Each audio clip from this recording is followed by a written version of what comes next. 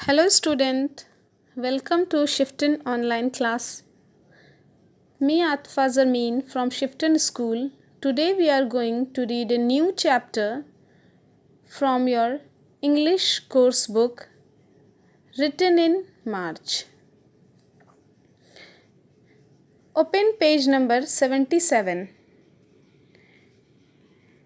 There is a poem written in March. This poem is written by William Wordsworth. He was one of the great poets of his time. He was born in 7th April 1770. He belongs to the landlord family. His poetry generally deals with nature as he was a nature's poet.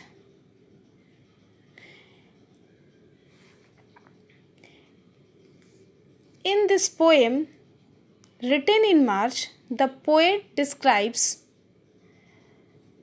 the change in nature with the withdrawal of winter and commencement of spring on human beings and everything on the earth.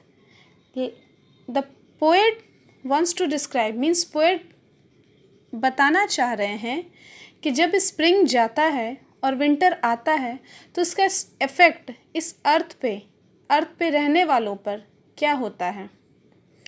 Let's go through the lines. There are 20 lines in the poem. Let's read it. Put your finger on the line which I am reading. The cock is crowing, the stream is flowing. Through the lines the poet says this. इस line से poet हमें ये बताना चाह रहे हैं, जब morning होता है तो कॉक अपनी आवाज़ में क्रोइंग करता है तो हमें पता चलता है कि सुबह हो गई है. द स्ट्रीम इज़ फ्लोइंग, उसी तरह से स्ट्रीम फ्लो कर रहा है. सारे बर्ड्स अपनी आवाज़ों में ट्विटरिंग कर रहे हैं. The lake doth glitter, the green field slips in the सन.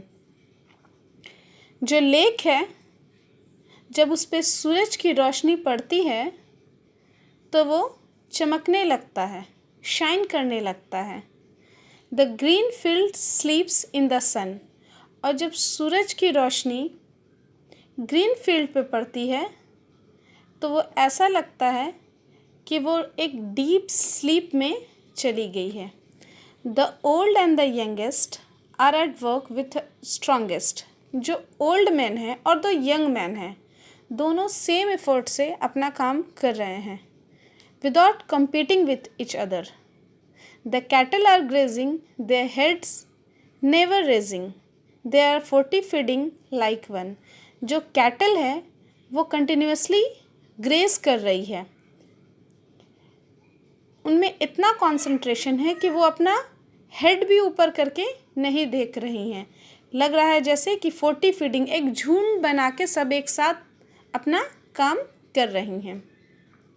इस लाइन में ये जो 10 लाइन्स पढ़ा है हम लोगों ने, इससे पोएट एक रूटीन लाइफ एक्सप्रेस कर रहा है स्प्रिंग सीज़न में. स्प्रिंग सीज़न में यहाँ के लोग, कैटल और भी जो भी चीज़ें एक रूटीन फॉलो कर रही है. Let's go to another lines. Like an army defeated, the snow hath retreated. इस लाइन में पोएट आर्मी डिफीटेड को स्नो से कंपेयर कर रहे हैं. मीन्स जब आर्मी कोई डिफीट हो जाती है, हार जाती है, तो वो उस एरिया को छोड़कर दूसरे एरिया में चली जाती है. वैसे ही जब स्प्रिंग आ जाता है तो स्नो उस एरिया से वहाँ से चला जाता है. And now doth fare ill on the top of the bare hill. और जब स्नोफॉल हिल के टॉप पर नहीं हो रहा है, रुक गया है स्नोफॉल होना, तो वहाँ की वेजिटेशन एकदम ग्रीन हो गई है. एकदम ग्रीनरी वेजिटेशन दिख रहा है, कोई स्नोफॉल नहीं दिख रहा है. The plough boy is whooping and on and and on. जो प्ले बॉय है वो बहुत हैप्पी है, वो बहुत खुश है. There is a joy in the mountain, there is life in the fountain. Mountain पे बहुत खुशी है, फाउंटेन में बहुत एक लग रहा है एक न्यू लाइफ मिल गया है with the coming of spring season. जब स्प्रिंग सीजन आया है तो फाउंटेन पे हर पे एक लग रहा है न्यू लाइफ मिल गई है। Small clouds are sailing, blue sky prevailing.